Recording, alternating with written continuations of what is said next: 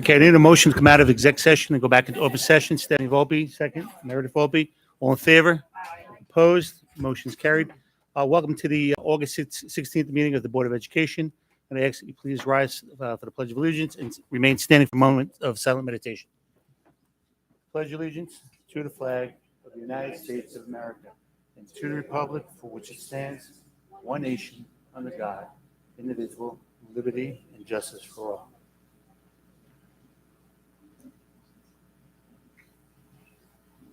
Thank you. Okay, I'm going to turn it over to Dr. Pelletieri to present the We Are Sachem Superintendent's Report.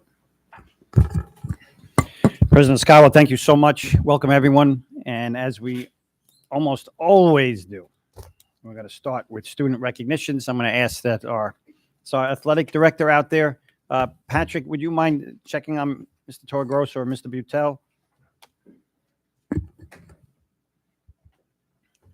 This is not an easy one. I know in the middle of the summer, I ask parents to come in and kids. People are all over the place this time of year, so I appreciate everyone making the effort to come tonight.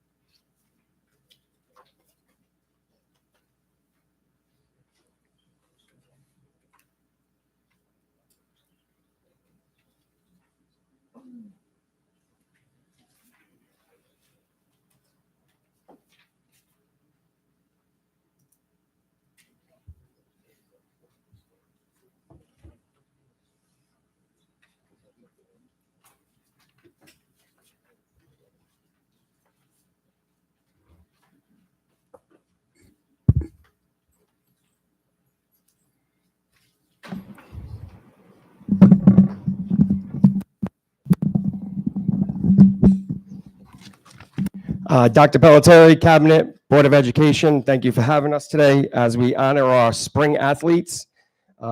Unfortunately, all Long Island, all county, all that stuff doesn't come out until school's at the end, and we really didn't even honor our winter athletes until June anyway.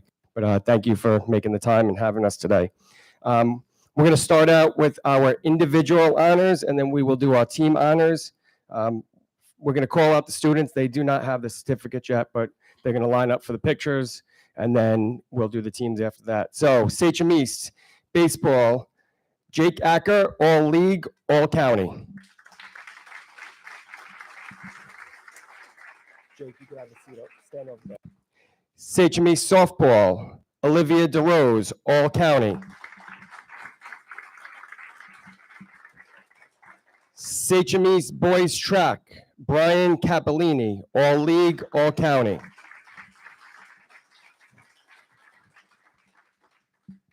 Next is Sachem East flag football. Sophia Larea, all county.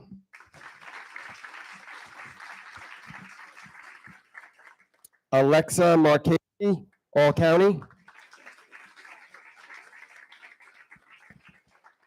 And Emma Parenti, all county.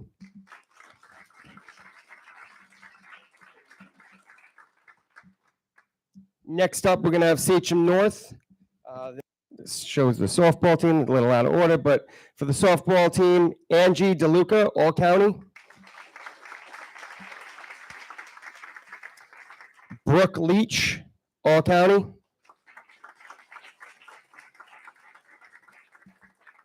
Flag football, that's Sachem North flag football, Gianna Gelata, all county. Sachem North baseball, Brandon O'Neill, all league and all county. Sachem North girls lacrosse, Lisa Heffernan, all county.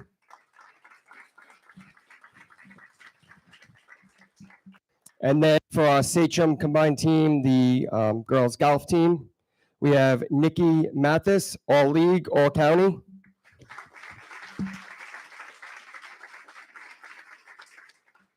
And next, Mia Ponticelli, all league and all county.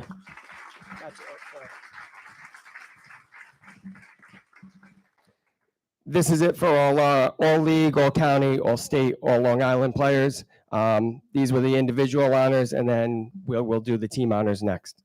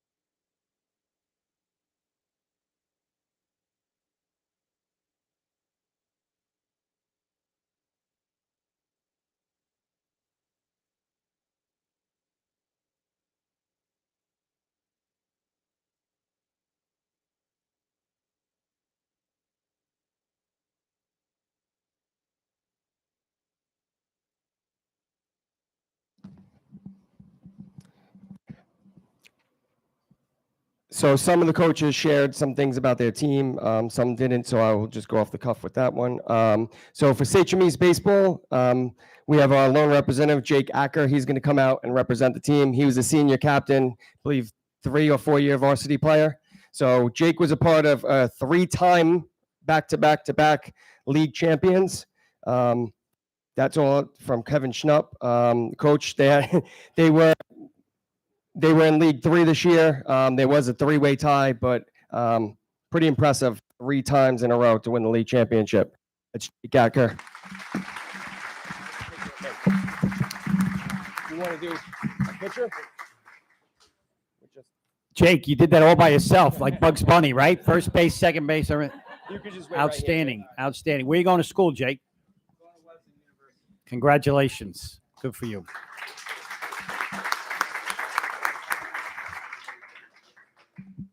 Next, we have the Sachem East girls track team.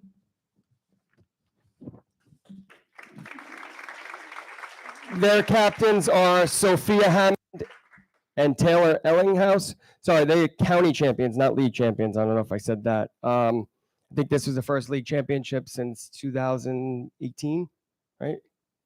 County championship. Okay. Sachem East girls track. It's a powerhouse over there. 150 girls each season. Congratulations, girls.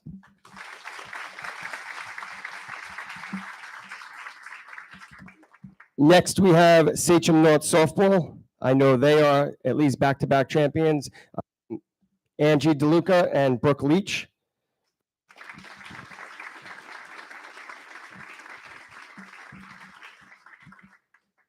I spoke about the team before you guys got in, sorry. But back-to-back or 3 times? 3 times. So we have three-time league champions. That's pretty impressive. And last up is the Sachem, it's a combined team, girls golf, coached by Coach Ed Halyers, who is also the Newsday Long Island Coach of the Year.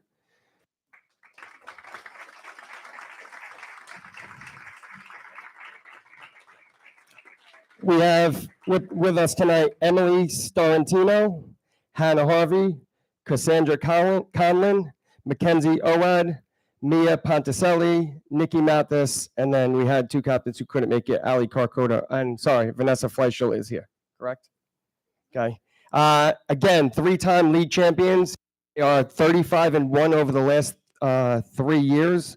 The 2023 county championships, is that the first? First time in program history. And the past 2 years, 22 and 21, they were county runner-up. So congratulations.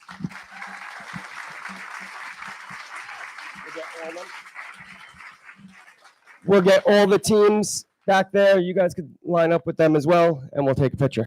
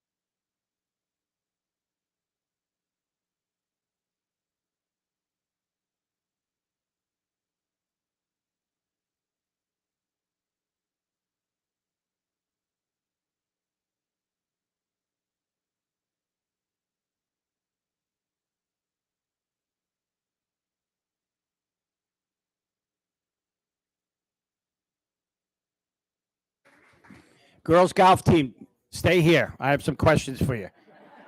One of you grab the microphone.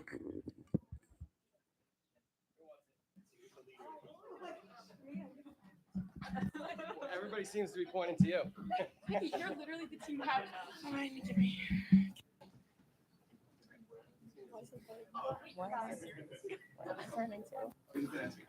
Oh, okay. All right, ladies, this way. Yes, here we go. So, how many years have you been on the team? First year, second year. What grade is you in? I just graduated, so it's been 5 years total for me. 5 years you were on the team? Yeah. Oh my gosh. Anyone else first start on the team, or as most people graduating? I'm gonna be a junior. Okay, good. Yeah. So you can carry forward the tradition, right? Do we have enough girls on it for the team for next year also? What grade? I'm going into junior year too. Okay. I'm going to be a junior as well. Oh wow. I'm Strong gonna be a junior. senior. Okay. I'm going to be a senior as well. Okay. Gonna be a sophomore. Oh my gosh. Oh wow. So we only lost one. We lost two. See, I'm not paying attention. See that? Thank you very much. So I don't know if you know this, but your superintendent played on the high school golf team also. See that? And my team was not very strong. I won one match in 4 years, which I'm not proud to say, but I'm being honest, right? You can look it up. And the one match we won, I was versing. That's what kids say nowadays, versing, right? I was versing.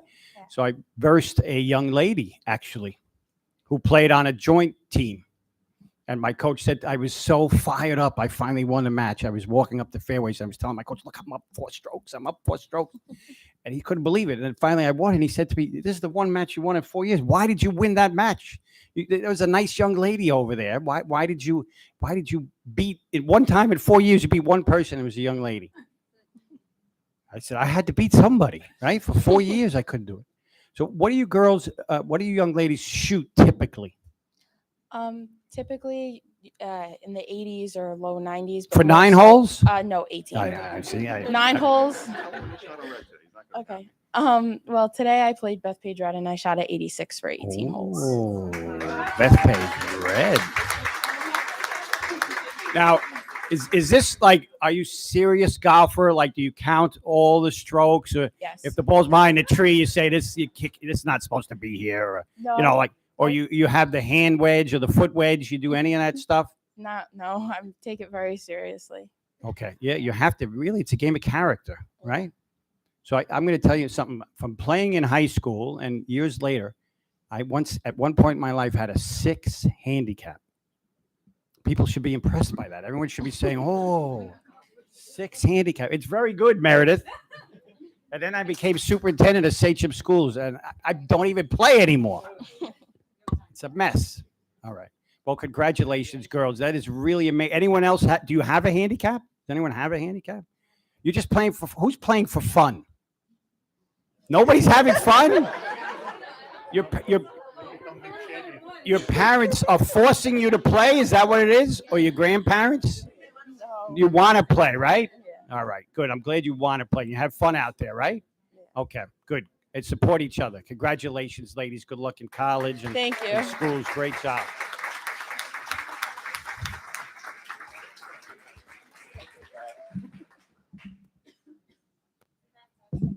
Congrats, Coach, on Coach of the Year. Well done. Thank you. Of course, of course.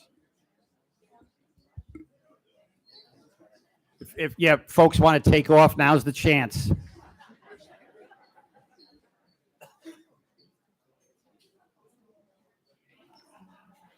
Football? Oh, Dave? Yeah. Oh, wow. Such a good guy.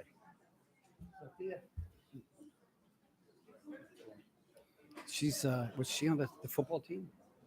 Sophia? Okay. Was she the quarterback? Okay.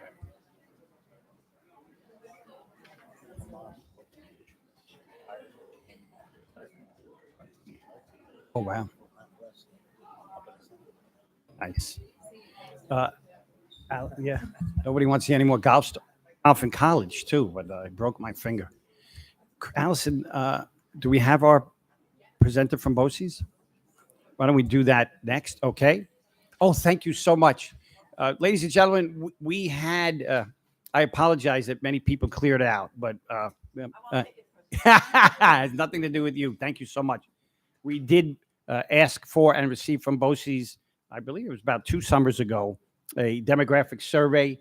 We've had a lot on our plates and our agendas. We read the survey certainly and reviewed the study, but would ask tonight for just an overview of the broad strokes of the study and let us know if we are still on that same path we thought we were on, and that's where we asked. So you want to introduce yourself and talk a little bit about the survey and what it entails. Thank you so much. You're welcome.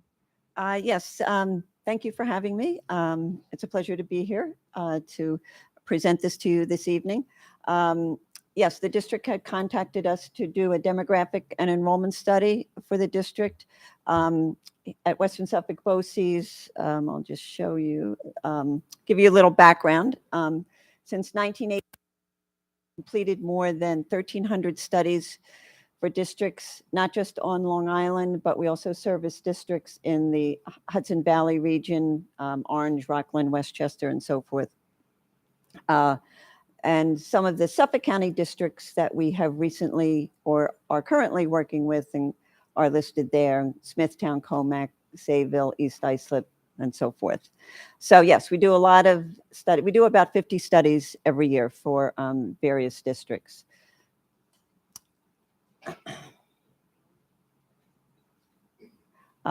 You might wonder what exactly is involved in a study. Well, we research the demographics of the district. That would include births. We look at state births, county births, town births, all the way down to the school district level. We also research housing trends in the district. That includes the numbers of units, housing turnover historically, as well as changes to the median sale prices. And then we also contact the local municipalities to find out about any new housing that may be under construction or that may be in the proposal stage that could possibly impact enrollment.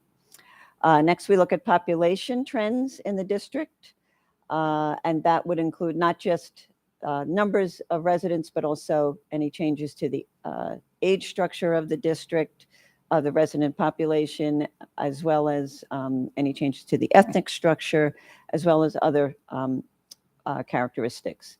And then the last would be non-public school enrollment. We look at that to see if there are any changes there that would impact district enrollment. And then we analyze district enrollment for the last 10 years, however, with an emphasis on the last 3 to 5 years. And as part of that analysis, we look at migration trends from grade to grade. In other words, does the district tend to gain, maintain, or lose students as a cohort moves from one grade in a given year to the next grade in the following year? And then the last one there, the birth persistence analysis. This is where we analyze, we look at the correlation between kindergarten enrollment and in a given year and the number of births 5 years prior. And from that, we develop kindergarten birth ratios that are used to project kindergarten enrollment. These are some of the research sources that we utilize. A big one is the Census Bureau. We gather a lot of census data. We also utilize data from the New York State Department of Education, Departments of Health, Office of Real Property Services, as I mentioned before, local planning boards, as well as school district records. I'm often asked about the accuracy of our projections. Overall, projections from Western Suffolk BOCES fall within a 4% margin of error. However, you should know that there are kind of three categories of projections. The first would be projections that are based on students already enrolled in the district, and they would be the most reliable. The next category would be projections based on documented births, which are slightly less reliable. And then the third category would be projections based on estimates of future births, which would be the least reliable. And of course, the most reliable projections are those calculated for the periods closest in time, particularly for the first 5-year period. Now, the study that we did for the district included 10-year projections, but for this presentation, I've just included the first 5-year projections, precisely because of what I just said, that those are the most accurate. Now, we did the study for the district during the 21-22 school year. So we have subsequently done a comparison of the projections from that study compared to the 2022-2023 enrollment. So as you can see, this slide shows you the total district enrollments. So there were, we projected about 11,000, so if I can make that up, 569 students, while there were actually slightly more, 11,727 students enrolled. And then to the right of that, it shows you the comparison for each grade configuration. First, we'll take a look at the demographics of the district. So this slide shows you just the number of residents, the change in the number of residents over the 20-year period from 2000 through 2020. And as you can see, there was a slight increase between 2000 and 2010, and then a slight decrease from 2010 to 2020. So overall, during this time frame, enrollment, the population in the district has remained relatively stable. However, there have been significant changes to the age structure of the resident population. The top line there, the under 5, the preschool or under age 5, as you can see, has decreased from 7.3% of residents in 2000 to 4.7% in 2020.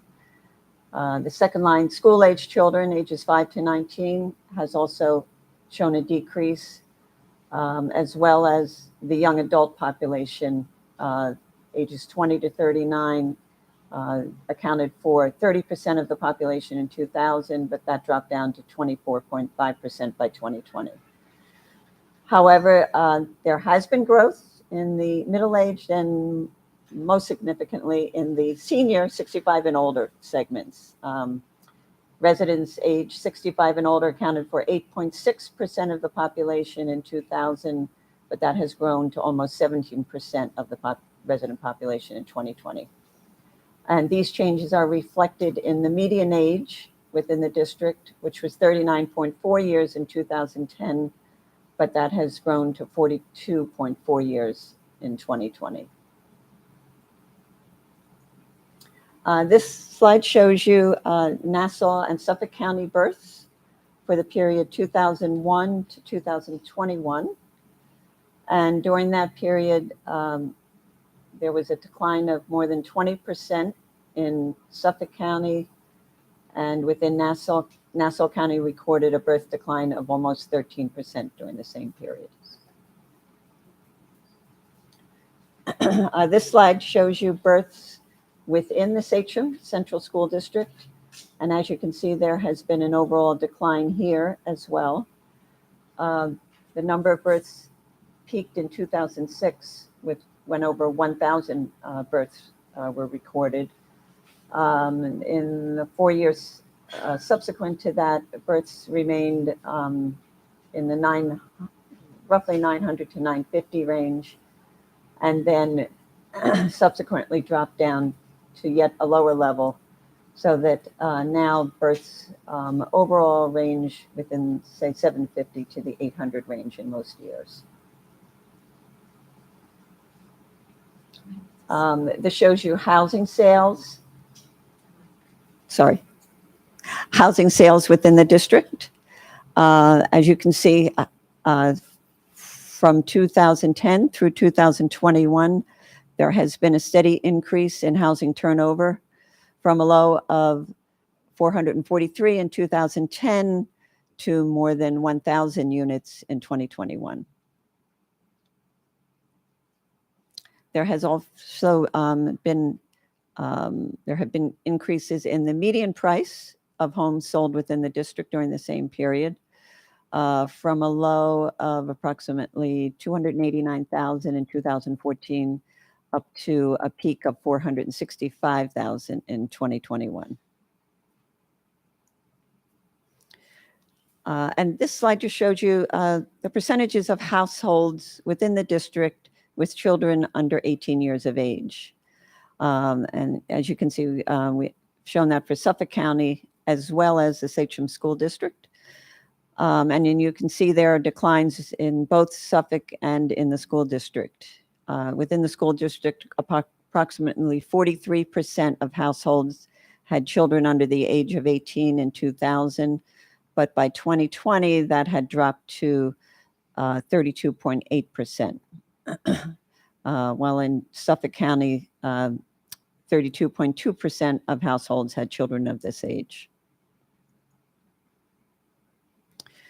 This slide shows you a recap of new housing within the district. The first one up there is the Arboretum at Farmingville, which is currently under construction, planned for 292 units, with varying some apartments, some townhouses, and the estimated student yield there would be 48 students. The next one is Fairfield at Holbrook, which is also under construction, 102 apartments, primarily 1 and 2 bedroom units, and the estimated number of school-age children there would be 14. Mary Estates, doesn't seem to be anything happening there at the moment. And then the Ronkonkoma Hub Phase 2A is under construction. That will be 388 units. More than 75% of those are studios and 1 bedrooms. So there's an estimated yield of 35 students. Next, we'll take a look at enrollment trends. In Suffolk County, over the period of 2012 to 2022, there's been a decrease of more than 29,000 students, or almost 12%. This shows you enrollment within the Sachem Central School District for the period of 2011 through 2026. And historically, from 2011 through 2021, the district recorded a loss of 2,561 students, or almost 18%. Looking forward for the period of 2021 to 2026, projections indicate an additional but smaller loss of 1,045 students, or 8.8%.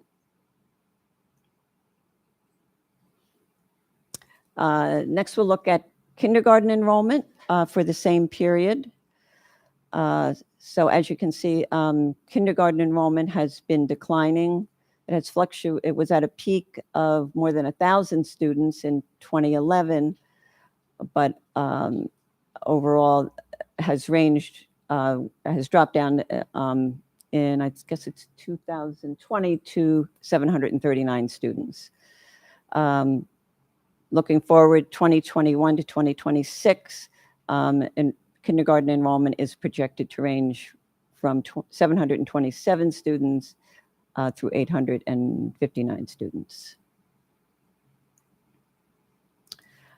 This shows you the numbers of enrollment change for this period, 2011 through 2026, by grade configuration. So in the first half of the historical period, which was 2011 through 2016, there was a loss of 1,162 students. And as you can see, the most significant portion of that loss was in the elementary grades.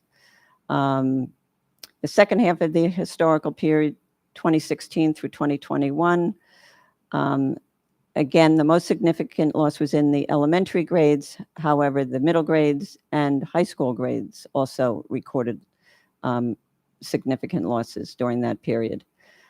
Moving forward, projected 2021 to 2026, you can see that the enrollment, the losses in the elementary grade configuration are starting to level off.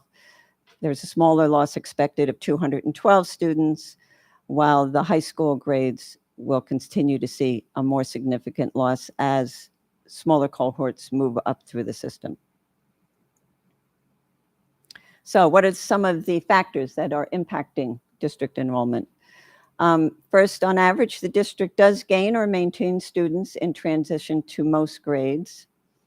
However, the district also loses students through displacement. In other words, smaller kindergarten classes are coming in and replacing larger graduating 12th grade classes. So this has occurred each year during the last 10 years, and it's expected, this trend is expected to continue with losses of between 205 and 374 students expected each year through 2026. Also, it's noted that the average grade level size has decreased in all grades during the period of 2016 through 2021, as compared to the previous 5-year period, 2011 through 2016. And moving forward, grade level size decreases are anticipated to continue in all grades through 2026.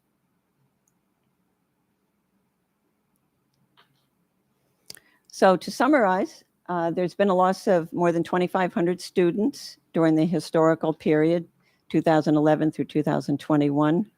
An additional loss of 1,045 students, or 8.8%, is projected by 2026. Lower birth levels have resulted in smaller kindergarten cohorts. This will impact overall district enrollment as these smaller cohorts move up through the system. And smaller kindergarten cohorts will replace larger graduating 12th grade classes during the next 5 years, resulting in losses of between 205 and 374 students each year due to this displacement. So I'll be happy to answer any questions.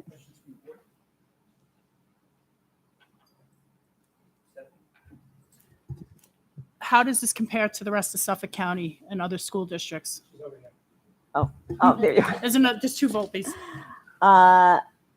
In this part of Suffolk County, we're seeing very similar trends in most I think it districts. was, 12% versus 11.8%. I think we're at 11.8%, but I think the average was 12% in Suffolk County. Yeah, if we go back to the slide there, we're seeing smaller decreases in Nassau County compared to Suffolk County. But generally, Comac, Northport, Hauppauge are all seeing similar downward trends.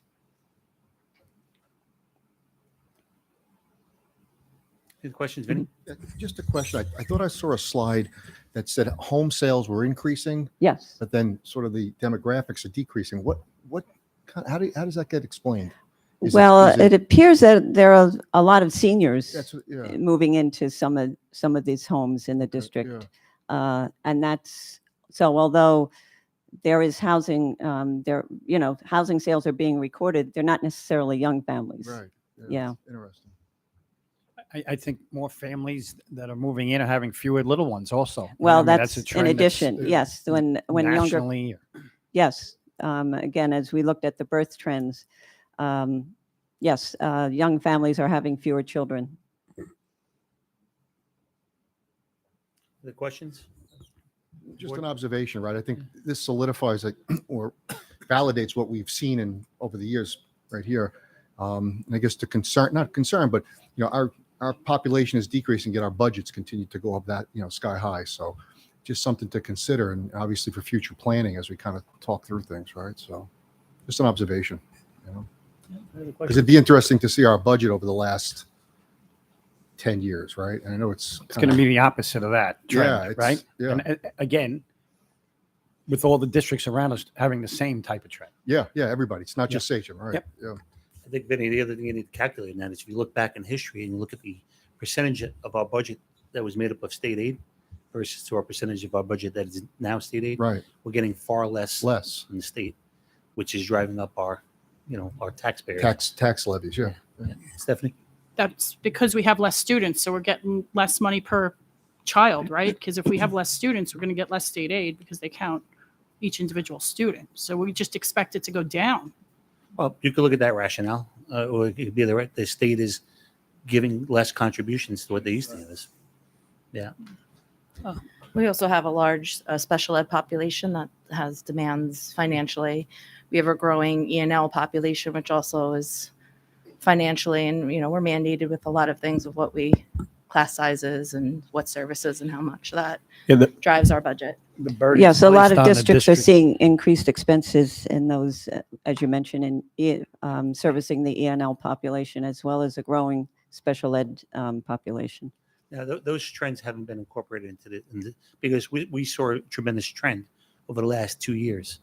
And this was done 2 years ago, this demographic study. So we don't know what that number is. I mean, that number obviously is going to grow. This year alone, we hired 3 additional ENL teachers to be able to handle the influx of new Right. students coming to the district. But once again, that was last year. The numbers continue to climb. So we may see an increase in students, and that's not reflected in this study. Mhm. Correct. Meredith? Just another quick observation. So in 2006, you said that was when we had the most children, right? 2006, we had over 1,000. Yes, that's not reflected in this, but yes. Because those children are now headed into their senior year. So now we're just going to lose every single year. It's just going to keep plummeting. Yeah, Yeah. the smaller kindergarten classes are, moving up through the system and now getting up into high school. And so that's impacting total district enrollment. Yeah. Is there a way to figure out why it seems to be that 11th grade is where we lose so many? Like, it just seemed weird to me. Like 11. Like I don't know. one of your, Is the district actually losing students there, or are there credit accumulation issues? I don't know. Are you talking about 2007 births? no, there was a slide that said that 11th grade seems to be where we I don't I think know it's in where some we're losing districts it. It's from it's- year to year. So if you had 800 in 11th grade this year, and now next year we have 600, so you've lost 200 students in that grade. Not that 200 students have left the district. So it's like year to year the drop. Like, as I mentioned, in some districts, it's not that the students have left, it's that they didn't accumulate the credits to be considered, to move up to 11th grade. I don't know if that's the situation here. Yeah, our issue is not credit accumulation or anything like that. I think what's happening is the senior class, the 11th grade, those numbers are much higher than the classes that are coming behind them. So you're just seeing that trend, I think, play out. And probably during that particular year of 11th grade, the 10th grade behind it was so much smaller when it bounced up. Any other questions from the board? Thank you for coming out tonight and Yeah, sharing this you're very information with us. Thank you very much. I appreciate it. Thank you.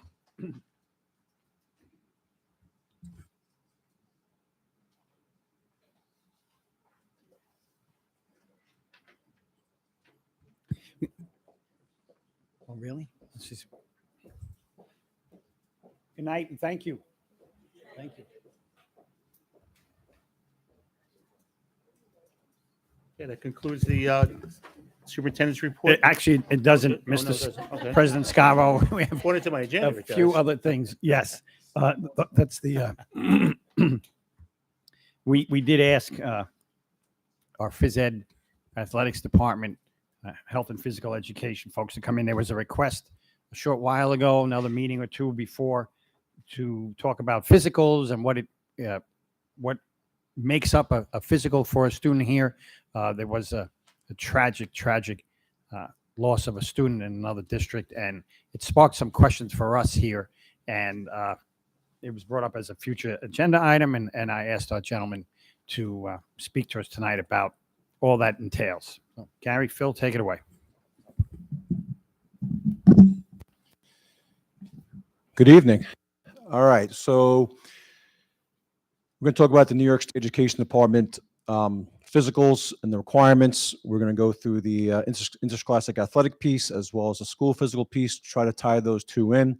I'll talk about some of the changes over the years, and as we go from there. So the first slide just shows us about a school physical and then athletics physical. So with a sports physical, they're valid for 12 months from the date you get the physical. Students in grades 7th through 12th are required to get a sports physical in order to participate. And we also include the Arrowettes from 6th through 12th grade because they fall under our umbrella. And we've been doing that for the past 20 years because it's the right thing to do for them to protect everyone involved. The health exams, as you can see, have to be updated. If their physical was not within the last 30 days before the sports season starting, the parents have to complete a health history, which goes to the school nurse so they can make sure that everything is still in order and complements the physical that they are going through. If there were changes as kids get sick or they get injured, things like that, to make sure the proper sports clearances are in place as we go there. A school physical, as you can see, is required, mandated by the state in the grades pre-K or K, 1, 3, 5, 7, 9, 11. And that has changed over time. The state did revise that a few years ago. School physicals are needed for working papers, the Committee of Special Education, and new entrants in districts. Everyone uses the same physical now. New York State in 2018 mandated a sports physical and a regular physical to be completed on the same form. So prior to that, 2018, every district developed their own physical. We had ours.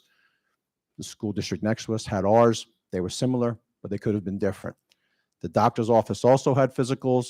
Some of the doctors like to prefer to use their own physicals, and we would get their physicals. So you can imagine all the variations of physicals that we had on file for all those years, making sure that all the information was in there.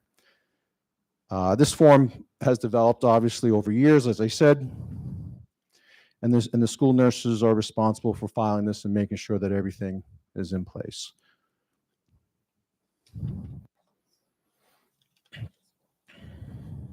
So you can see in the school physical and what the state mandates, and that's their committee of medical professionals and their task force that developed this. And it's been tweaked over the years, and it took some time for it to be implemented successfully by every school district in New York State. As I said before, some of the reasons because everyone was using their own. And it probably took about 2 years for it to get to the point where, and then COVID hit, can be going the right direction now, and everyone's on board. You can see the different criteria for those of you who have children, have gone through it, attended your doctor, and had the evaluation, whether for your school physical or your athletics physical. You can go through different categories with the health history, the physical examination, what the doctor conducts, what they are looking for, what they are approving, concerns that they have, your various screenings. New in July 2020 was the Dominic Murray Sudden Cardiac Arrest Prevention Act, and that is still being worked out through the state. There's notification, implementation of it. They keep tweaking it, but we have it here highlighted, and as you can see what that is, it requires the doctor to review with the family the cardiac medical history.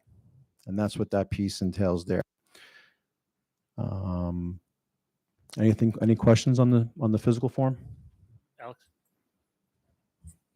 I might be getting ahead of myself, Mr. Butel, and I apologize if I am. Okay. Can you just talk about, at least for anybody watching at home, what the requirement is for teams to bring outside with them, what training the coaches have to do to go through to be certified to coach first aid, CPR, AED? Do teams have to bring AED machines out? Do we have ambulances at certain games? Do we have? Can you just kind of talk a little bit about that? All right, so through New York State Department, coaches have a certification that they must fulfill. There's the basics of, you said your first aid, your AED, your CPR certification, your concussion certification, things that every teacher is required to have, the DASSER training, their violence prevention, your school. That's, I said, child abuse is another piece of it to be here, fingerprinting to be here.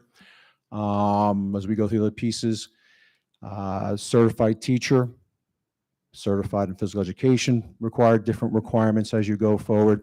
If you're not a certified physical education teacher, there are 3 classes that you have to take within 5 years of starting to coach. For those classes, they are a principles and philosophies class, a health applied sciences class, and a sports specific class. Coaches have the option to take those classes through colleges, different agencies and whatnot to get those credits. And then there's the piece of the non-teacher coach who has to go through certain criteria through BOCES to work on their certification, and those are other guidelines there. In terms of ambulances and things of that nature, the longstanding history has been ambulance. We asked the ambulances in our community to be in attendance at football games, which has happened for as long as I can remember, even as a student athlete coming through. And the reasons, there's always been that relationship with them. In New York State handbook, it's recommended that medical personnel be in attendance at a football game, whether it be a doctor, a physician's assistant, or some medical attendance there. We have always gone with a doctor, as I don't know any district that does not go with a doctor in attendance at a football game. Excuse me. And that's for every level. One of the first things that an official does when they walk up to the field before they start the game is they will ask the coach or ask administration personnel, is the doctor present? They will not start the game unless they know there's a medical professional there. And that's the first thing they ask.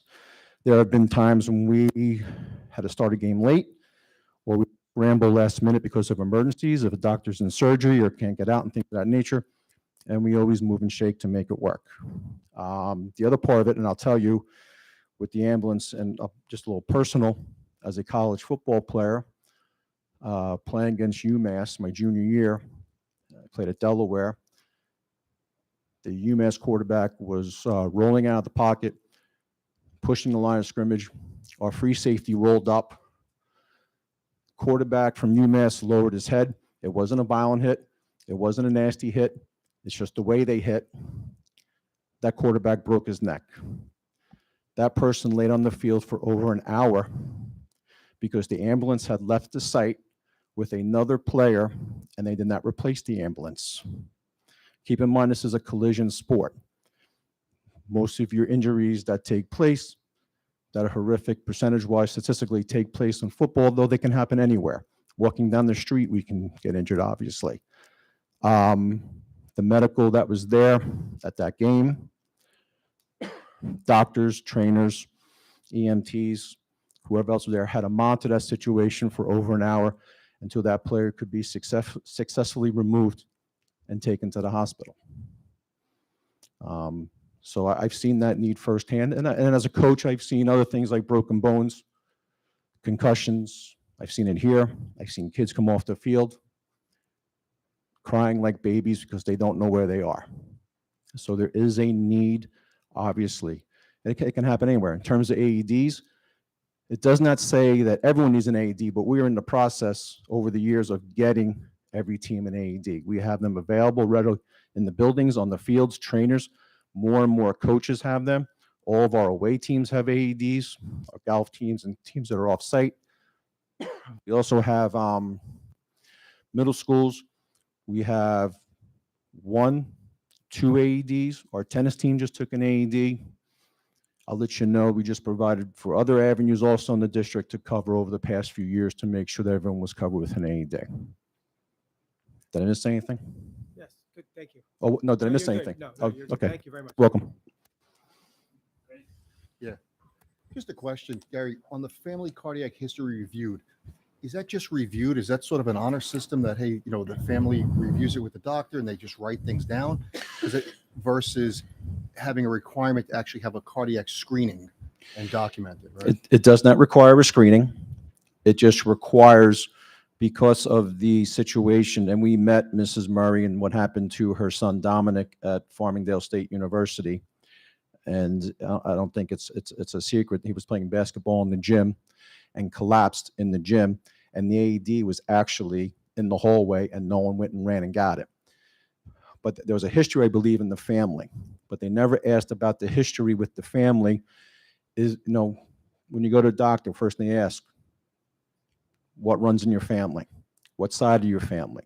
The How challenge far is removed? People may not know what's in the family. So goes to, I think, Right. a broader conversation, which is requirement for a cardiac screening, right? Because sometimes people just don't know and it comes as a shock, right? So just, something maybe we should be advocating at the state level. Gary, it's funny if anybody had a question. I had a very similar question with regard to family cardiac history review. Obviously, doctor consults with the family to find out if there's any cardiac history. How does that happen when a student gets a physical at school versus their own primary? Is that coming up? You want to skip up? Yeah, that's. You want to skip up? So this is the medical update form.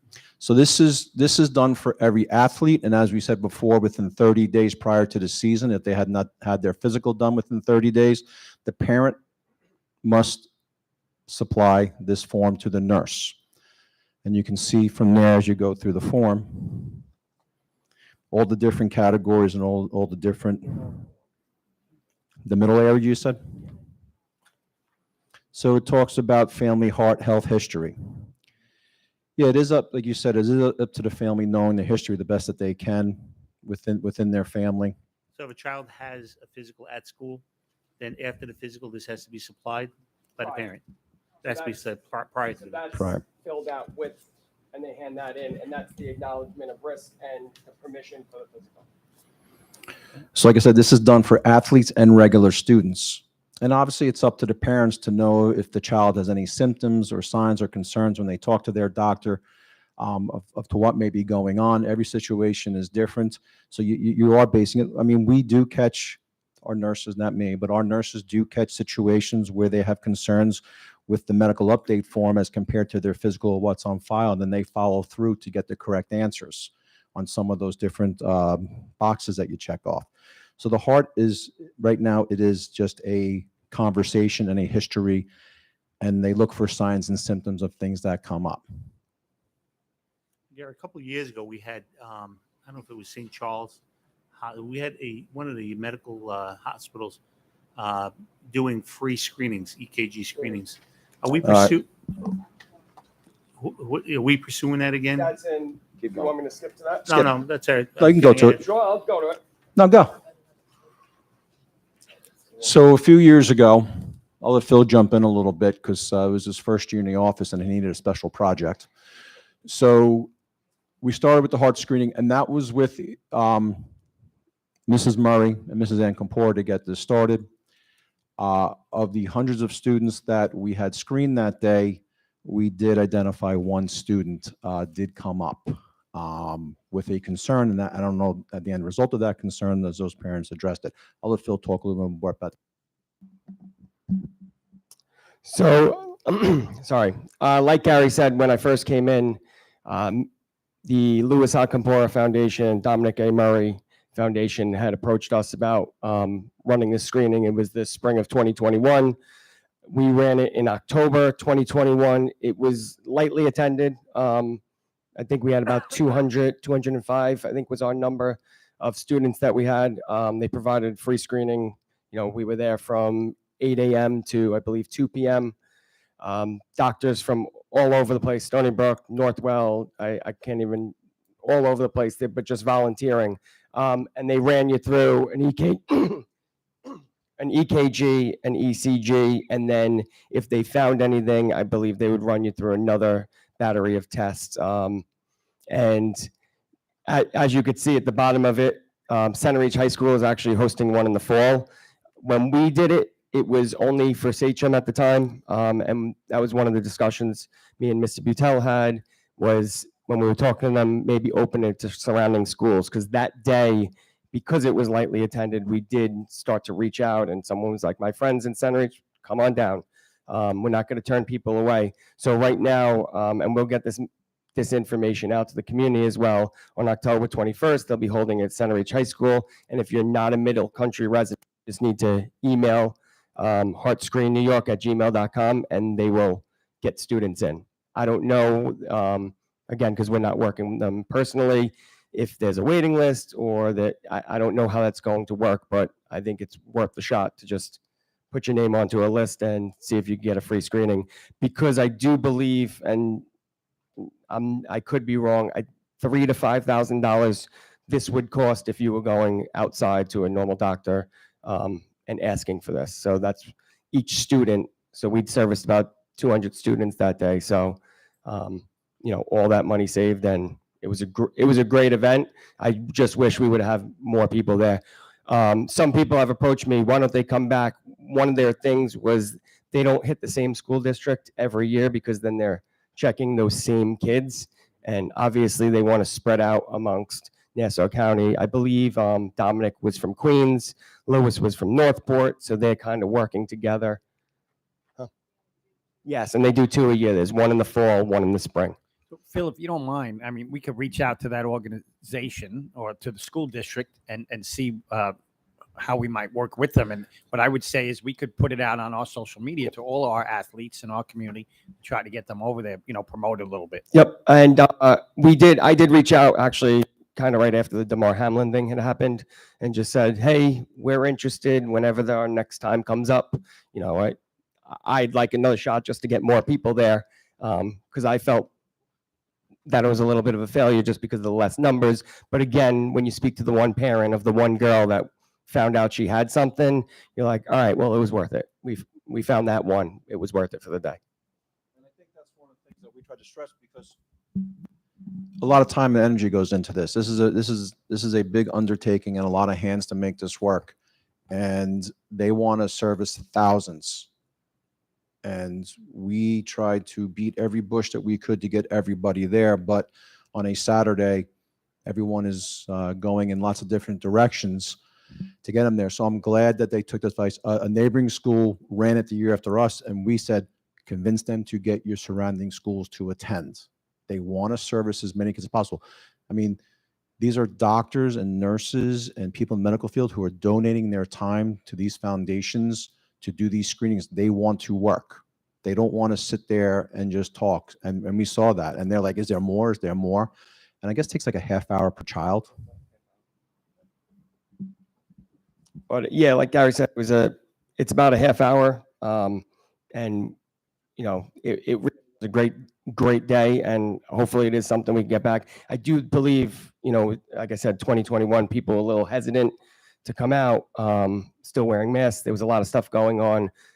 So I think that kind of led into our lower numbers. But again, we will keep on beating and trying to get them in here.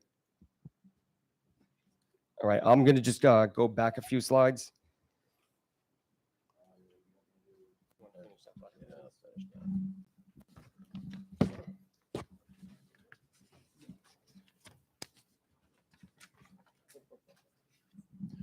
So this just shows a simple flow chart in regards to the physical piece of it. We thought it was important just to know with regards to athletics, the school nurse gets the physical. They look through the physical. They make sure everything's done. X in the first series of boxes stands for history of, and WNL stands for within limits. So if the physical is not within normal limits, the nurses do not clear the student. What happens then at that point, Depending on what they have questions about, they will contact the parent. They will contact the doctor's office. If the doctor gives the information to it can be relayed or will talk to the nurse, they will. Sometimes it waits for, in the medical field, doctors will only talk to doctors on certain situations and matters. And that's when we wait for our medical director's guidance, as our chief medical officer and the doctor will talk. And remember, the nurses are working under that umbrella of the chief medical officer within the district. If everything is fine on the bottom, it goes physical, signed off to clear, filed. That means they passed and they're good. And then the updates happen throughout the year: illness, injuries, broken bones, things of that nature are documented. If a student is excused and can't participate in athletic or physical education or different certain activities, whatever it may be, it could be a caveat of things.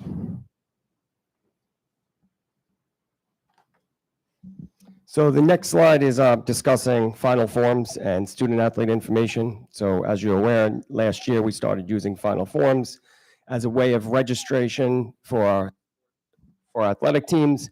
Not only were we looking into just streamlining the registration process, but also providing our coaches with immediate information about our student athletes, and also bringing in, as you see, all the stakeholders, nurses, coaches, trainers, and families are all linked onto Final Form. So, just any update that happens throughout the year, if a kid goes out because of an injury in a sport, it notifies all those people. The trainer can put notes into there, providing, to the coaches, this happened on what day. It allows us to meet state, district, as it says, and department requirements for coaching certification. Like Gary said earlier, it keeps track of our CPR, first aid, AED, concussion certifications, as well as our coaching classes, to make sure that our coaches are all compliant. Gives a warning, as some of you have probably got from Final Forms. If your physical is expiring, it'll tell you, I believe, at like 30 days, again at 15, and then count down from there.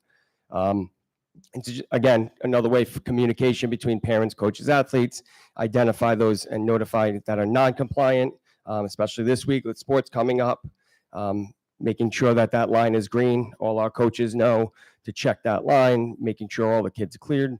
And then student athlete information. So once we get into the clearing process, now it provides all of our coaches, which we just had our coaches meeting and providing its emergency contact information. So there's an app they could put on their phone and they sign into it, and you look up a student's name. I type in TOR and Tora Gross is going to pop up. I click on it and immediately I'll have parent information, address, any medications the student's on, any allergies they have.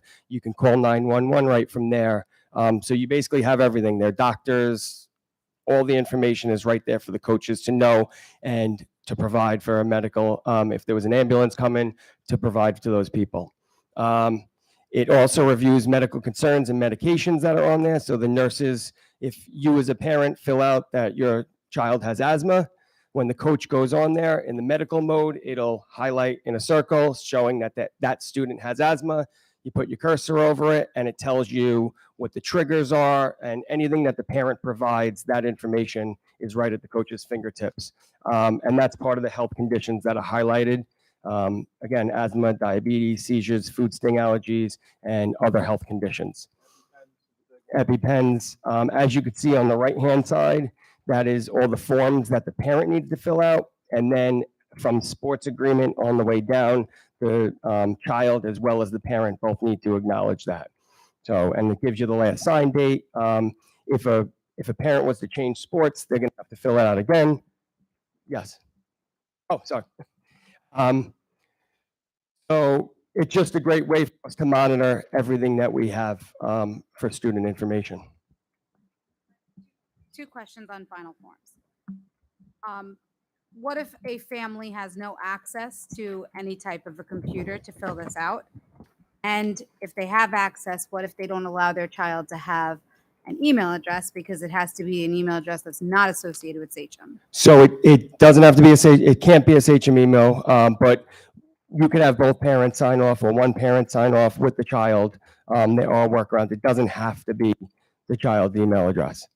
So we can have you as a parent work through with your child and sign off.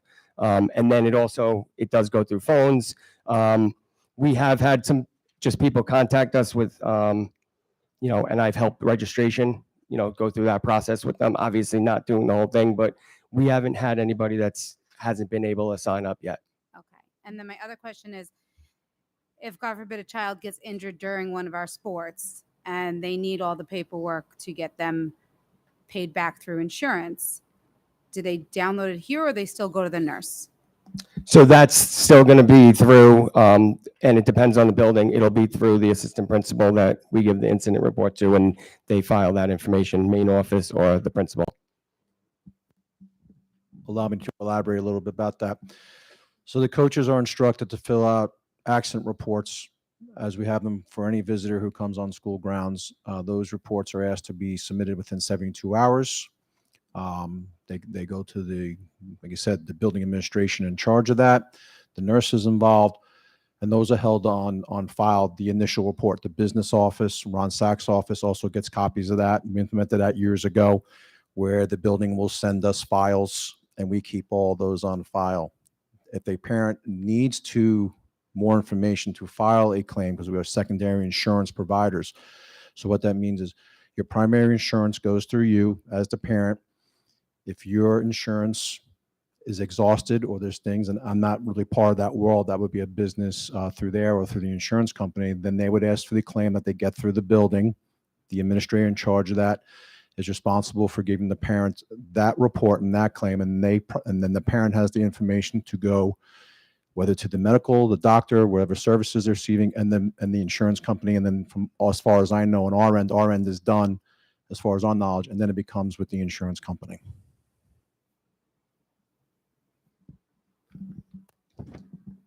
Any other questions on final forms or other Questions from information? the board? Really good. Meredith? Did we kind of leave it open with the cardiac thing? Like, I have a child who had a cardiac problem and it went undiagnosed until he was 7. Nobody ever knew anything was wrong with him. And he used to always say, my heart beeps fast. And we never thought anything about it. So are we going to pursue that a little bit more? Because there's your regular physical through your regular pediatrician always that can really miss a lot of things. And then those tests can really find a lot of things. So, or are we just not allowed because we already did it once? Are we not allowed to host it? For Heart Screen, no. So we can host it again. That's it's just a matter of them really selecting us.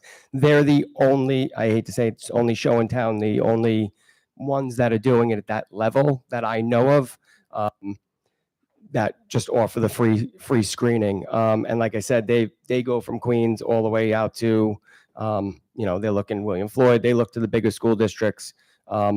And when I reached out, it was like, thank you but right now we have kind of a few schools lined up. So like I said, I'm ready to host it again. We kind of have the background, but it would be getting those free providers out there, and those two foundations do the work that they do. I can only imagine, because the setup and the breakdown, and there's hundreds of people that were involved in that. And I wish we could host it every year. Maybe there's like maybe if we could start getting the word out and pre-registering people, maybe that would be a way to get them to show that we are really interested this time. It was in their defense, it was also on the same day that wrestling weigh-ins were, and that was mandatory, and everybody had to be there. We don't, unfortunately, I believe October 2nd, 20, I have it like engraved in my head. That was the date that was given to us because that's how they lined up. So really it's through the foundation. It really was just, we were, the middleman to kind of help them out and get to the students. We opened our doors and they came in, they had everything else planned on their end. Yeah, so before, and I believe when we initially had the conversation, we weren't even like the definite school. It was like breaking it down. Would you be able to host this? Would you? And we jumped on it, and I think jumping out in front, they liked that and kind of got selected from there. So Meredith, to answer your question, we're going to pursue. Yeah, we'll well, I'll send another email and I'll continue. And I mean, if we could find other, I don't know who does it at that level. Phil, to We had piggyback on asked Meredith. that day. had asked immediately that day, because we hosted it at North, if we could possibly do it again at East, and do it differently with outside the district as well. And like they explained to us, it's done only twice a year because we have all these doctors, nurses volunteering. And they told us it would be years before they'd get back to us. So that's why if we take advantage of pre-registering through CenterReach and working with the athletic director over there, right now, that's what's happening this fall. So I think we need to get the word out to our students. So that October 21st date I got from their website, and just kind of going out to Middle Country's website. So they haven't even really shared it. I kind of was doing some exploring and found it on theirs. Stephanie? Can we require it as a district for our students? Not allowed? I don't think you can require it. Alex? Do you guys have the capability as the athletic directors to reach out to every single student playing a full sport to shoot this date to them and say, this is available, please- So that's final forms again. That's get a message out to each building. So Not each coach has to do it. You can do it. we can do it. Yep. So like I said, I'm willing to get the information out. They haven't really shared it. I just got it from their website, so we'll send it out. We'll try to get as many students as possible. I would make sure that they're accepting. our So that's why I want to students. speak to their athletic director prior to having 14,000 residents. Mr. Esternia? First, Gary and Phil, thank you. This is very informative. I had no idea how this actually worked. And you can see there's quite an operation here to get as much information about these kids and these athletes ahead of time that we can. But what promulgated this conversation, of course, was the death recently of the young man in Northport, and we talked about, could we require an EKG as part of our sports physicals? Now, you mentioned something, and you said we do require a physical for our 6th grade Arrowets. And that would not be necessarily required by the state. Correct. So 20 plus years ago, when we opened up the middle schools, it was decided at that time that the Arrowets as a club in 6th grade will be eligible to try out for the Arrowets team. Also at that time, the decision was made, because it is a physical athletic activity, we would put them under the same umbrella as all the athletes to ensure that when they come through that they are in good health and all the requirements. And so we've been doing that for 20 plus years. So there is evidence that you could have additional health screening requirements outside of what the state minimized. Now, I think we need to charge Mr. Venator, if we did not do so already, to find out whether or not you really can legally do that, right? And also, I think we should consider charging our legislative committee to see whether or not the state has any interest in requiring an EKG. Either, I don't know how deep they go with the Murray screening. I mean, would they actually, if there was a family history, require an EKG before they would clear the child, even if the child had no history? I don't know. I'm not. That's a medical decision. I'm not asking you to answer that.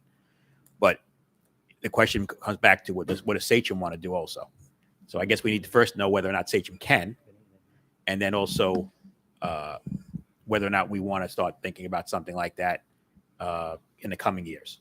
So, Vinny? If I could just piggyback. So one of the things that we offer in the district, and not a lot of districts do this, is we offer physicals free of charge to any student athlete that wishes to take advantage of it.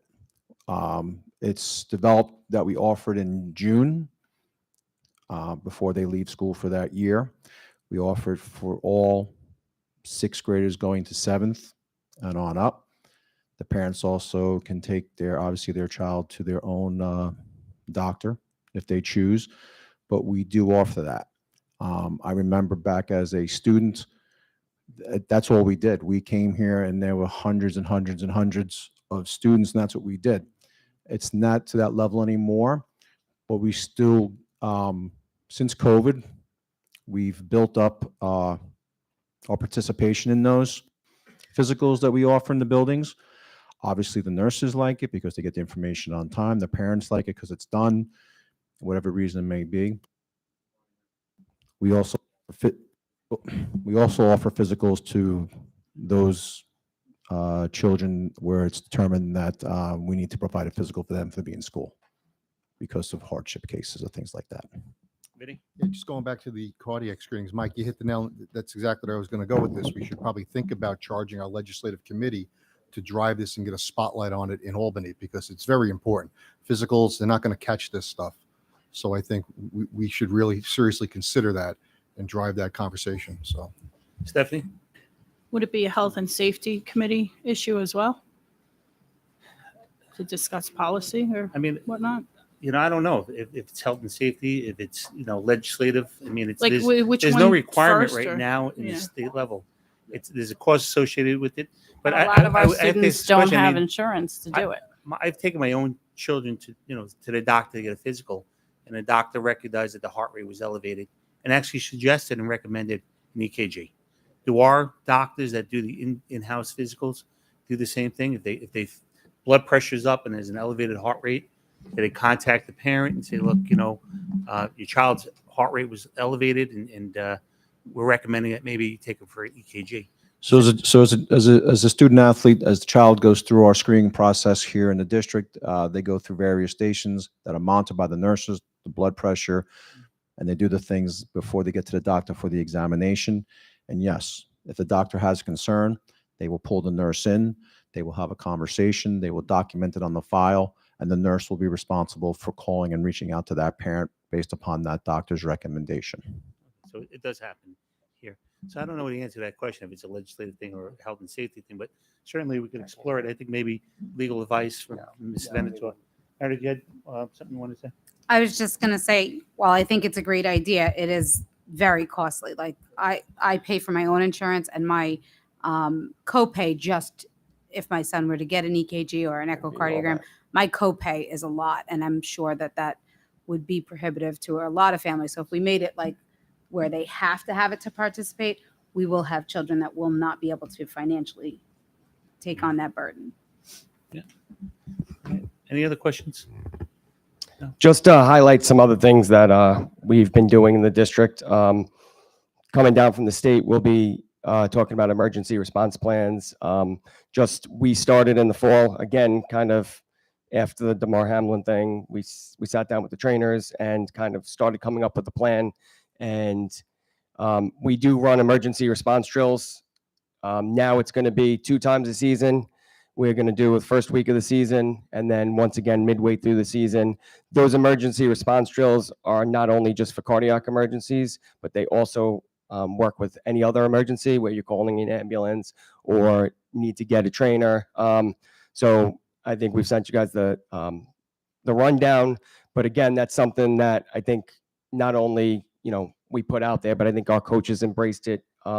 Neighboring school districts had another coach who had went down. He reached out to me, found out that we were doing that. It's off of Dr. Hart. There's a website, cardiomyopathy.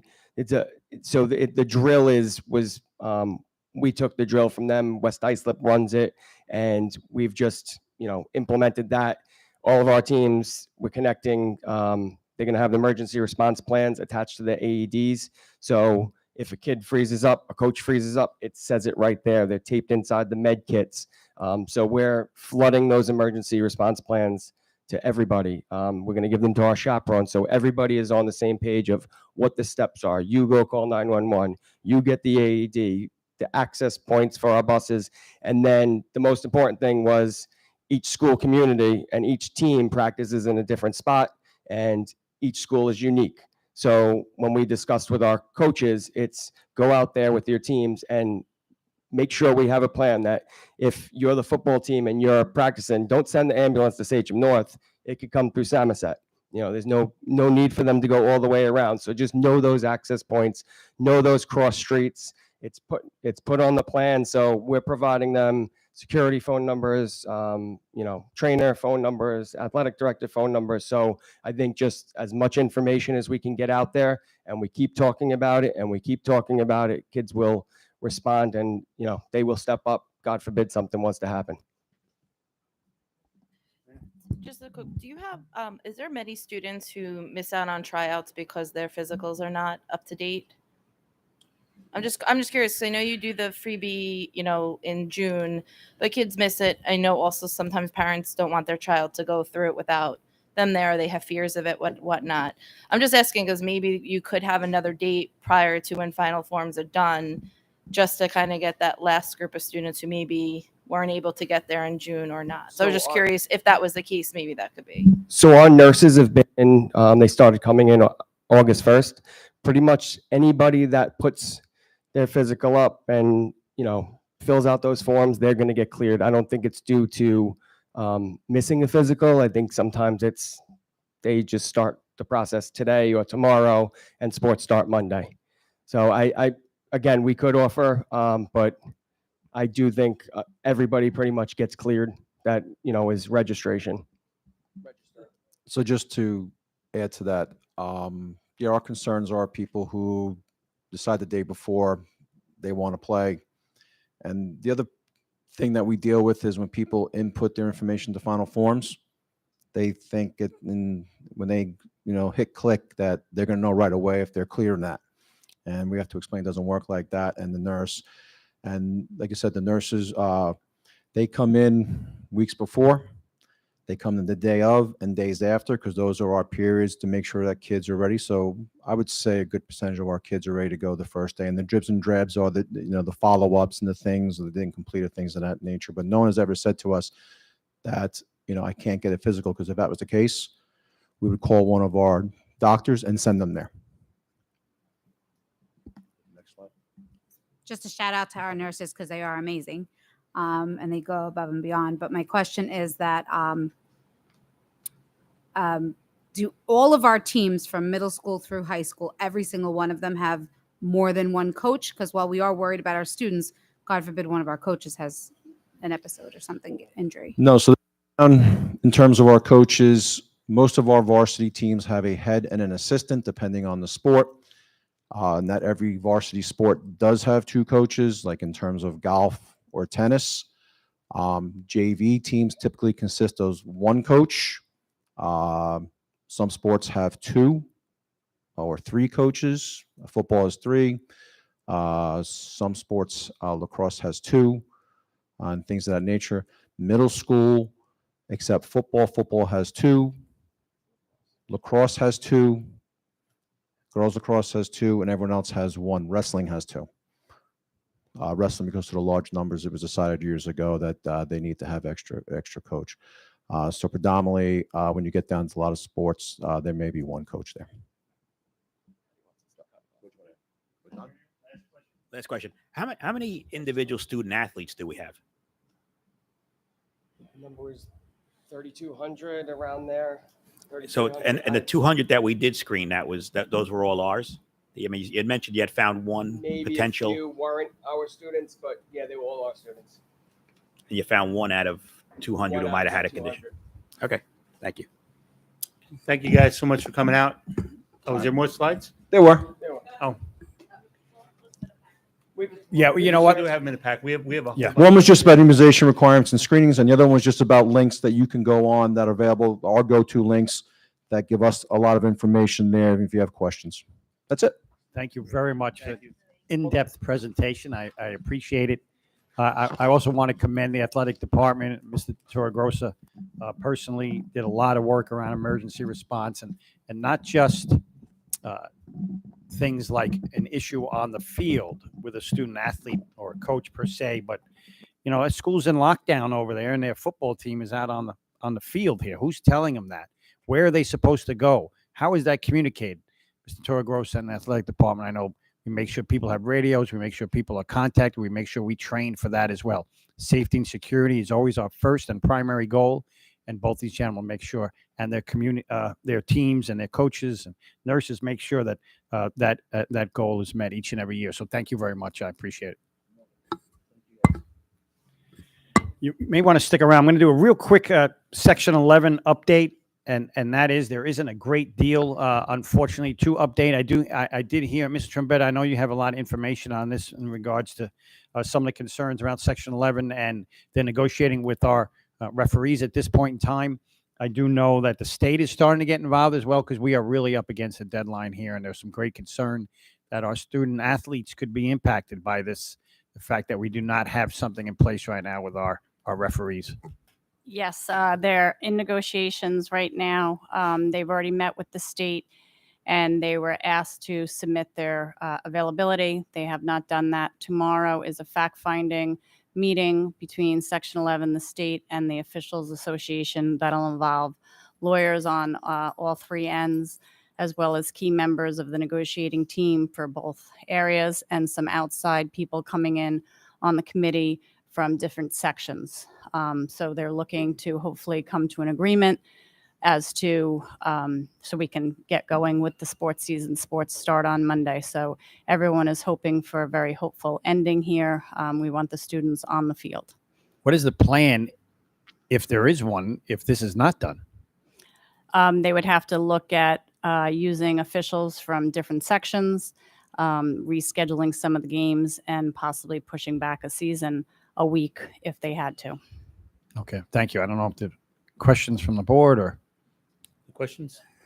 No? What are we doing as a district? I've never heard anybody on this board say no about this, but like as far as fan behavior, as far as empowering people to, throw somebody out, call the police, do what we need to do to ensure that, we're not going to tolerate any of this. I mean, we can have the parents sign any document that they want, but when the game starts, it's like a totally different animal. What tools are we giving these guys? What tools are we giving the coaches, security, supervision, so that they're not on an island by themselves and they know that, it starts with us. We take it seriously, and what can we do? I know that's a big piece of it. So we do have the code of conduct on the final forms with the parent and the parents and student athletes need to sign. Gary and Phil have now put an additional form just for parents on that they are signing as well. And part of that is acknowledging that they are going to behave. They would get a warning. After that warning, they'd be asked to be removed from the game. I know Gary, Phil, and I have met with parents last year and have banned them from games. When we've done it one game at a time. If it was a repeat thing, then they would be banned for the season, possibly into further seasons. And it's certainly something that we definitely have to crack down on more with our chaperones and security guards. So taking a look at some of those key players in the stands with the parents. Gary and Phil certainly can't be at everything. But when they're there, to definitely not hesitate, because that is a big concern of all the officials. Any other questions? Just a comment to that point. Do we have announcers at some of these games, right? Certainly. Can they make an announcement? I mean, Rob, I go back to the comments section with the community. You read a disclaimer about that. Maybe we've got to do that. Just subliminally get the message out there that, hey, we're not going to tolerate something like that. Just to start anyway. It just get it out there. They do. I think they already do. They let the players play, let the coaches coach, let the officials officiate. There's like a Section 11 New York State Spectator Code of Conduct that they announced. They announce it? Yes, the officials meet with the players on both sides, with the coaches on the field, and they read through it, and everyone has to acknowledge it. And then if we are having an announcer, that is read to them as well. Yeah. The issue comes up is, like, let's say you're being rowdy at a game and a supervisor comes up to you and you are combative. Now what happens? Yeah, no, Are we going to call the right. police? Are we going to stop the game? Are we going to, how do we get you out of there without making? Alex, I think that's what the referees are looking for. Yeah. They're looking for the game to Yeah. stop and the person to be removed, or they're going to cancel the game. Yeah. They're looking for a lot of different things. It's not just the fans. It's you talk to any Section 11 referee, a lot of times it's coaches berating them, and they want to put a penalty system in there that 3 unsportsmanlike conducts, and the coach is suspended for a game.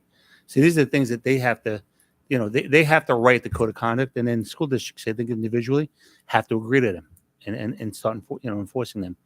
But they want a little bit more control over how things happen, because a lot of there's a shortage right now in referees because they just don't want to put up with the harassment and everything else, being followed out into the parking lot. And even though we do escort referees out, there's still that imminent danger that they have to worry about something happening in the parking lot. But Stephanie? I've been to some districts where they're super strict about even the level of cheer, even if you're being positive. So I wonder if we need to start moving in that direction. We've been to games where we've actually had to quiet the other team from yelling at their own kids. So like there's a climate difference in some districts where some we've been to where you're not allowed to cheer too loud, to others where they come in thinking it's acceptable to, scream and yell at their own kids. You allow that, then they're going to start doing it to the opposing teams and stuff. So I think we need to, as a district, get a little bit more strict with how we deal with the spectators. Absolutely. We do have chaperones. We do have security there as well. They play different roles. I think it's important that all the districts come together and have this conversation, but we cannot do this on the backs of our kids. We cannot hold up. I'm just speaking personally from we cannot hold up seasons, delay, cancel, move games, things like that. Like if this needs to be well thought out and brought to the table. And I'm glad to hear that there's going to be this type of arbitration, if you will, or mediation with the attorneys present and these other groups present, because we have to move forward with this with much haste as possible. I'm sorry if I cut you off. Mr.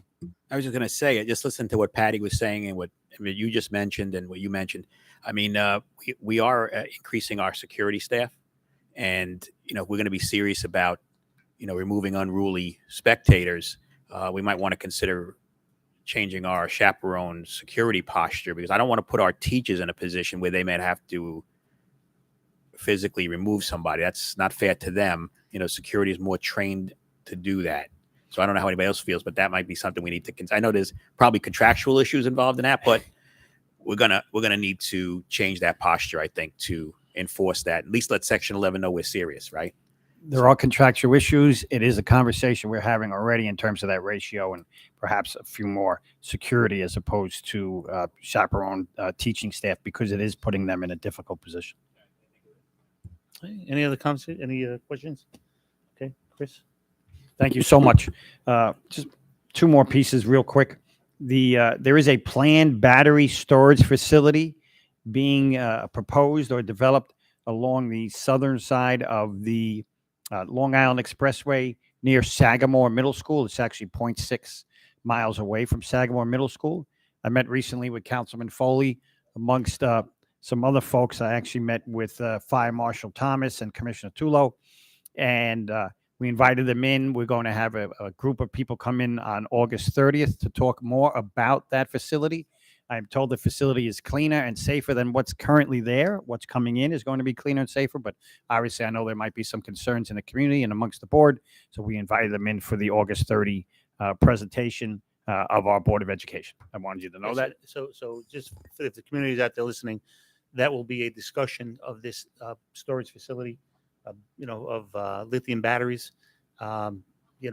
That would be the time to get questions answered and things like that. So if I know I received a couple of phone calls on it, I would encourage those folks, and I certainly will reach out to them to be present in the audience so that they could actually hear the question and answer session.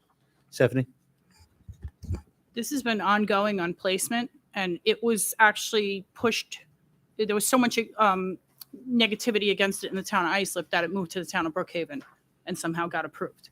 So this isn't a new issue. This is an issue that was being dealt with one township and then just happened to jump over. And because our district is 2, 3, 4 townships, it's now an issue in another part of Sachem. But this has been going on for a number of years. And certainly this is not something that this board received information on, sat down, voted, yes, let's do it.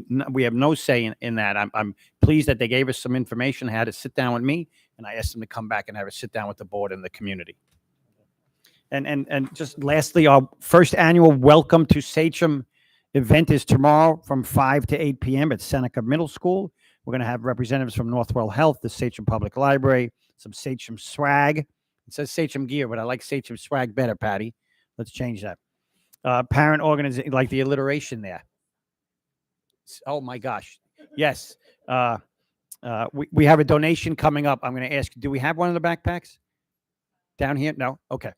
We'll talk about that at donations, but we have some donations to give out. Our parent organizations are going to be there. Clubs, information about extracurricular activities. Really a great event for all those new to our Sachem family. So I want to encourage people to come out tonight. I know tomorrow night I'll be there at 5 p.m. Again, 5 to 8, Seneca Middle School. And anyone can come. We're going to have kids from marching band come and play. I got pictures from one of our parents whose kids were practicing, made their own piece. Their original piece is fantastic. So looking forward to this opportunity to meet newest members of our Sachem family. Tomorrow, 5 p.m.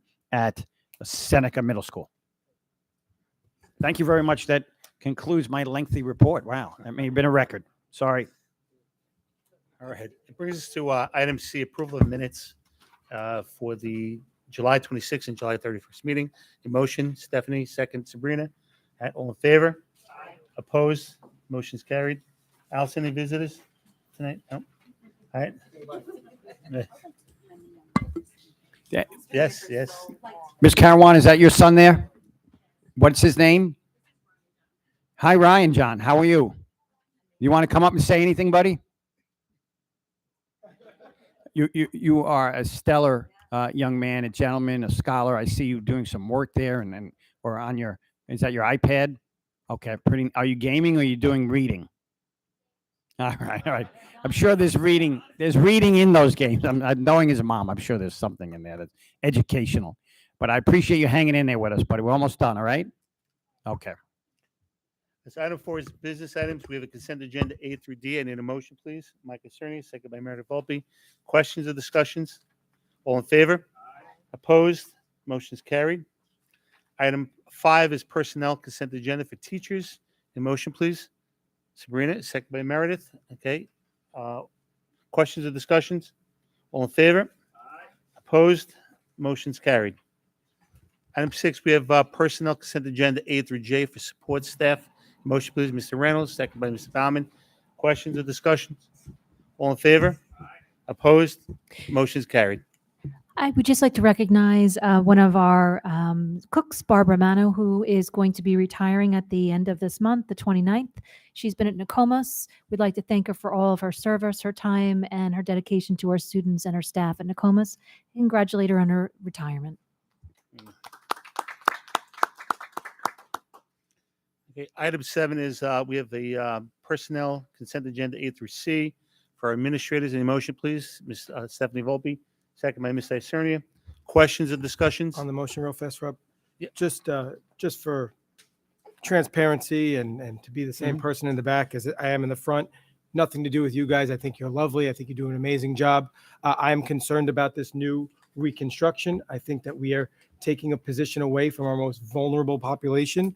I'm concerned that we're taking away more help from that group. And I've voiced that multiple times. I hope this works. But if it doesn't, we've got to be prepared to get them the help that they need right away. So I'm voting no for that reason. Absolutely. Thank you. Okay, so I have a motion and a second. All in favor? Aye. Oppose? One opposition? You have anything? No? Sorry about that. We'd like to congratulate Heather Shook and Beth Caruana. These administrative team members have been crucial to supporting our special education students, families, our teachers, our administrators, our staff throughout the district.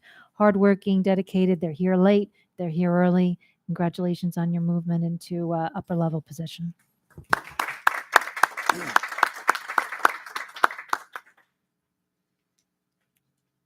Okay, item 8 is contracts. We have a consent agenda A through J. I need a motion, please. Matt Baumann, second. Mike Isernia. Questions or discussions? All in favor? Opposed? Motion's carried. Item 9 is field trips. Consent agenda A and B. I need a motion, please. Okay, Alex, second by Stephanie. Okay, questions or discussions? All in favor? Opposed? Motion's carried. Item 10 is donations. We have a donation from Satan Youth Advisory Board. Any motion, please? All right, Vinnie Reynolds, second by Sabrina Pikowitz. Questions or discussions? Ms. Trombetta, you want to give us a little background here? Let's do the just vote on sorry. it. Yeah. All right, we have any questions? All in favor? Opposed? Motion's carried. Yeah, Dr. Pelzer. Patty. Mr. Bertolino from SIAG and the SIAG team donated 100 backpacks, and those backpacks were filled with school supplies, pencil cases, pencils, markers, crayons, notebooks for 100 of our students that are in need of them. In addition to that, they provided us with secondary materials for our secondary students. Each secondary building received a big box full of, loose leaf paper, notebooks, binders, pens, pencils, erasers, protractors, and we have given that all out to the building. Most of the buildings have picked them up at this point. We will be taking some of them for tomorrow when we do Welcome to Sachem and giving them out to some of the students there to welcome to our district. It truly exemplifies, right, that Sachem family, us as partners with our community coming together. Really touching, really nice meeting him yesterday. Thank you, Patty, for introducing him to me or the day before. And really neat. We're going to give some of that out tomorrow night also. Chris, can we Thank get you. a letter of appreciation out to Certainly. SIAC? Certainly. Thank you. Item 11 is action items. Scope meeting attendance. Any motion, please? I gave it Reynolds, second by Sabrina Pikowitz. Questions or discussion? Oh, yep. Meredith? Just to be transparent, this was supposed to be on a previous meeting, right? Because we're approving something that people went to Yes. last night. So just for the people at home. So we have a motion and a second. All in favor? Opposed? Motion's carried. Item 12 is policies. Questions or comments about the first reading of the Code of Character, Policy 5300. It's pretty lengthy. I think it was 53 pages. All right. We have 2 more readings before we approve it. Just a question. Could we get a copy with what's changed or Yeah, it's like a red line? Because it's very hard to follow what's actually changed. It built off of the code of conduct. So Patty, I don't know how you really put this. Did we redline anything or you just went in and We- cut and paste and put it We together? had or- it on Google, so we were making changes as we went along the Okay, whole is there a- time. Did, We can go Erin, you- back to the original. Yeah, I was going to ask, is there a record in there like? Will Google have a You record would have of a those record changes? of all the changes that were made, and you can even go back to the original. All right, so Yeah. we can print that out for the board. That'd be great. if there's a summary or something that we could take a look at, what changes were made to it so the board has a better understanding. I understand that, it's trying to get that intervention into a child before they get themselves really in trouble through, the work of our deans and APs and trying to get them on the right track so that we're not automatically going to suspension. I know that was a big part of the committee's discussion. Erin will help with the Google backtracking. Okay. This is the same as the attendance policy that you sent us? That's part of it? Actually, that's different. Okay, okay. And Mr. Sorry, you mentioned Picarillo, deans and- yeah, yeah. yeah. That piece, what we sent you the other day really needs to be melded with what the attendance policy we have is now. And we're going to do that. And so that will come to us again. That was something that went out a little bit earlier than I wanted it to go out necessarily, just to us it went. Okay. And so we're going to put that together with our existing policy and make one policy change. It'll go before the policy review committee and then it will come to the board. Okay. All right. Any other questions on the policy 5300, first reading? Okay. Item 13, Committee on Special Education. We have consent agenda A through B. Any motion, please?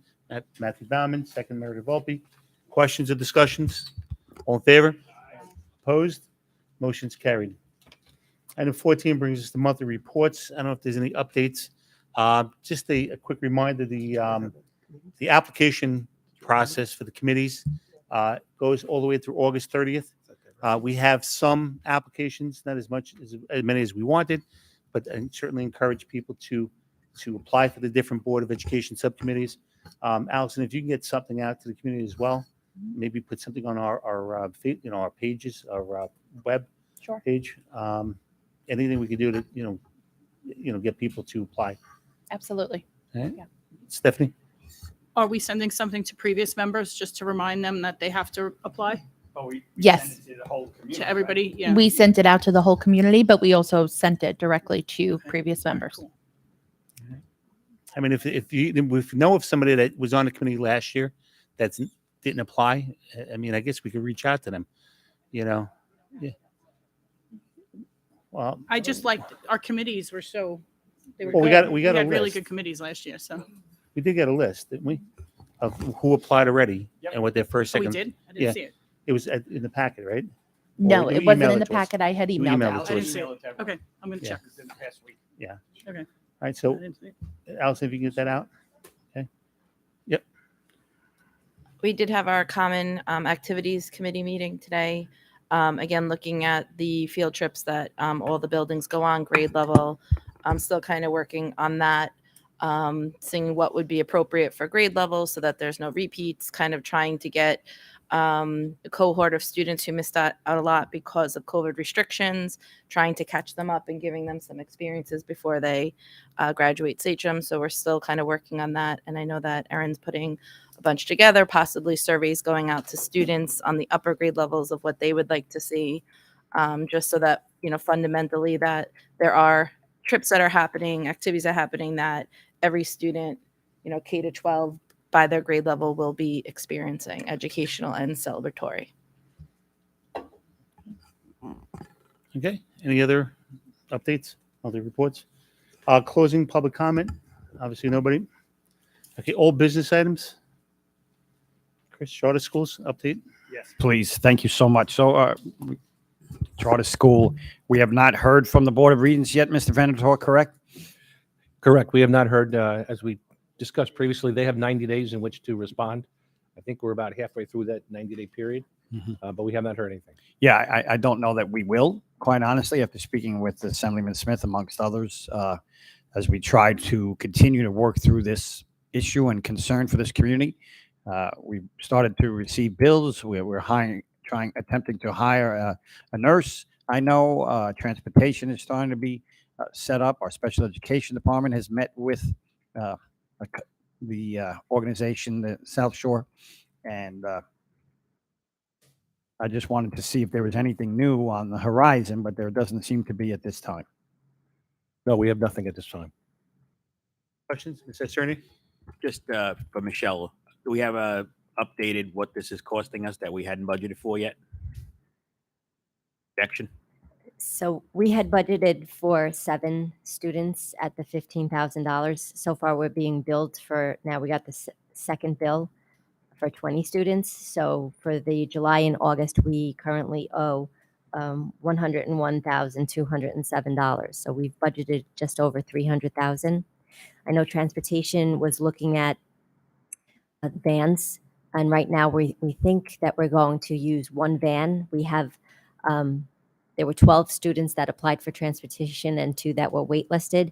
A van can accommodate 14 students. So if we just put one van on that run, it might be a little bit of a longer trip, not excessive, certainly allowed, but we're thinking of going with one van. What would that cost plus the nurse? The vans, I'd have to get the exact number, but vans usually run about $500 or $5,500 a month. And what's the nurse, projection for nurse? Yeah. And the nurse, we're working on coming up with a rate because their calendar is a little bit different than our calendar, and the day is a longer day. So the hours for there are 7:15 to 4:15. So I was actually just looking at an email I received from our payroll manager. She came up with a calculation on how we can come up with a rate to be posted for that nurse. So I was just going to share that with Ms. Kapleading. So in my mind, I'm looking at $500,000 this year. Yes. Okay. Alex? Can we task the legislative committee with discussing with the state the embarrassing lack of level of communication from the Board of Regents? They're just not a partner in education. They're not. Between this and the mascot issue, we're supposed to be working together. It should not take 45 days, 90 days, however much to get a yes or no. I mean, I work for the state. Somebody calls, I get an answer that day within 24 hours. Why does it take 45 days? This is not the way business should be done at all. And we're talking about $500,000 of money that was not budgeted to our taxpayers. We're talking about millions, potentially millions of dollars to change, a mascot, if that's really at the end of the day what winds up happening. When are they going to step up? Like, you guys went to a dinner last night, and I don't go because I'm not going to listen to Roger Tillis speak. He doesn't call us back. The guy is just not good for us. And I think that we need to get more involved with holding them accountable.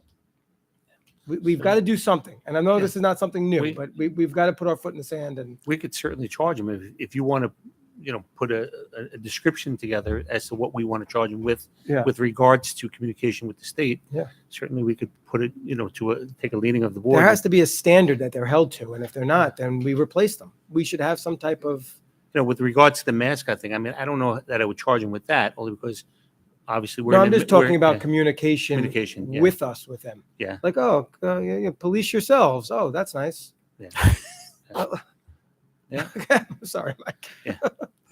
Yeah, we've been asking to police Yeah, ourselves, yeah. and we're not allowed to. I so. mean, past paying my taxes, that's about as much as policing myself as I'm doing. Stephanie? I think something as serious as that shouldn't go to a volunteer committee. Then maybe we should do it as a board, or look into our attorneys doing more or hiring consultants. But I think that that's a big ask for a bunch of volunteers that we're only going to have for a short amount of time. Well, my concern is that, number one, that there are taxpayers, so that money is coming out of the budget, which they're paying. And number two, the state assembly and senate are ultimately responsible for electing those Board of Regents members.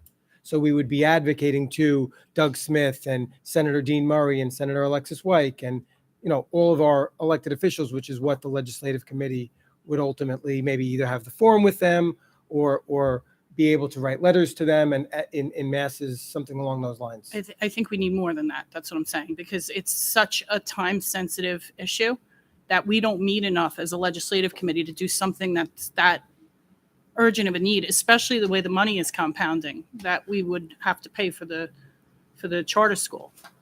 Like, we need this yesterday. We don't even have a committee, we have the deadline of the 30th. We don't start this stuff till October. I think Yeah, that but this the is something that, communication thing could be an ongoing thing. yeah, That's specific no, to I know, but if there's charter a goal school. to, get communication with the charter school issue, because Mm-hmm. obviously we were behind in that, right? We didn't get notified until May. Yeah. So I don't disagree with doing it. I Mm. think it needs to be done on a bigger scale.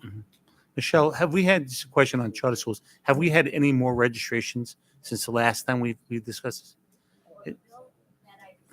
Oh, sorry.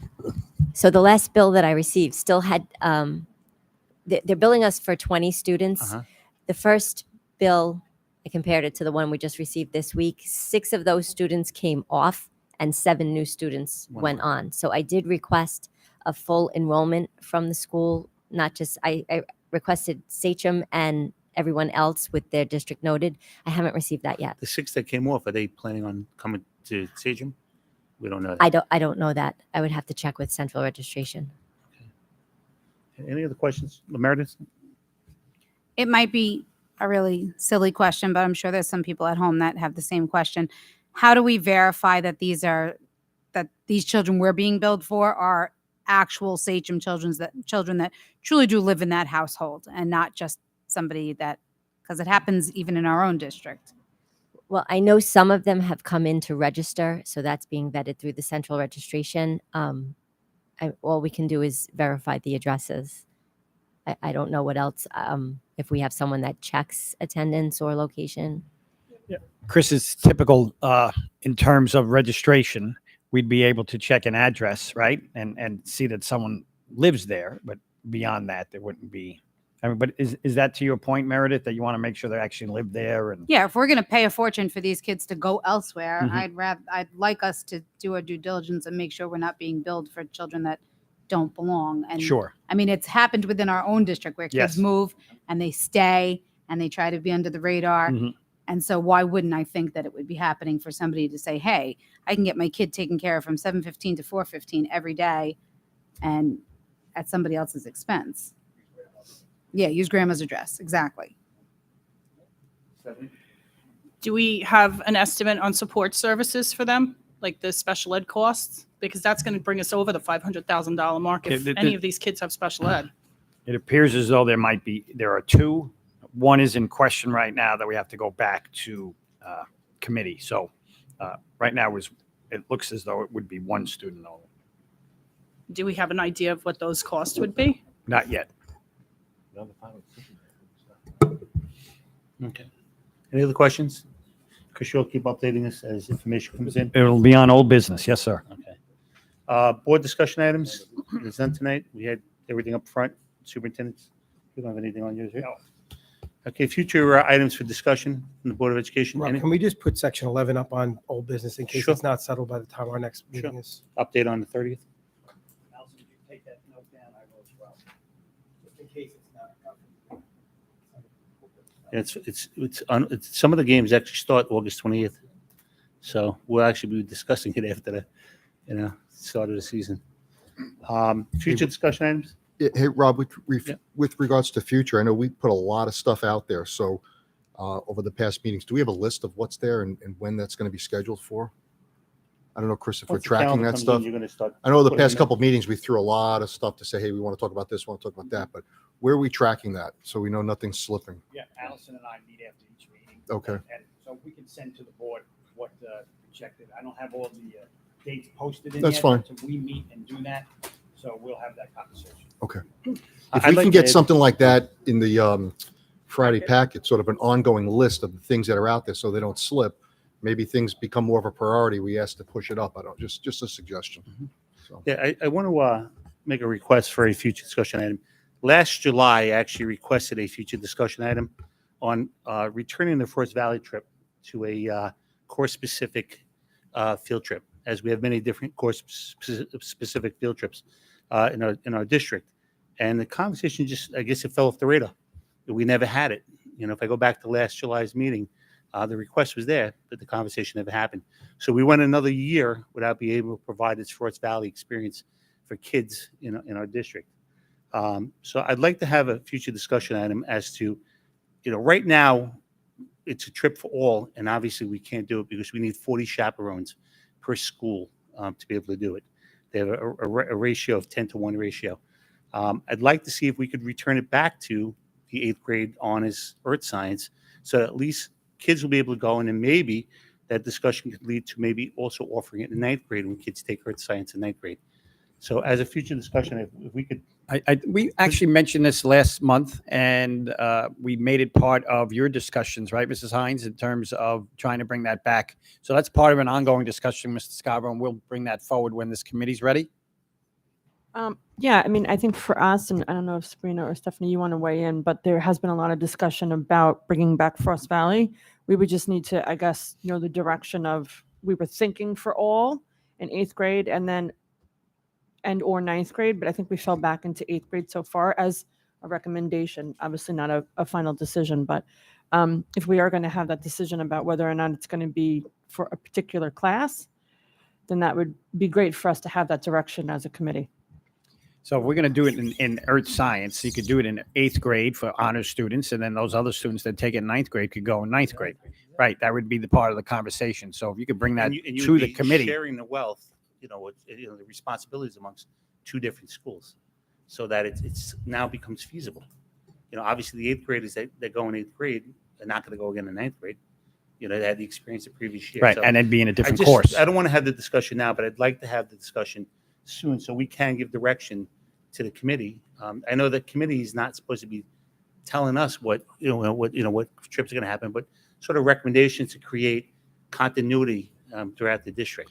So Aaron, if you'll continue those conversations, and then we can report back to the board where we are, where it stands, and then we'll know. Well, shouldn't we have the discussion so they have direction? Yeah. Yeah. So I'd like to. Can add- I, Okay. can I say Yeah. something? The committee's doing a lot of work, and I think if we wait for the suggestions, then we can give direction on where to go next, because having the discussion publicly, there's a lot of good stuff coming out of this committee.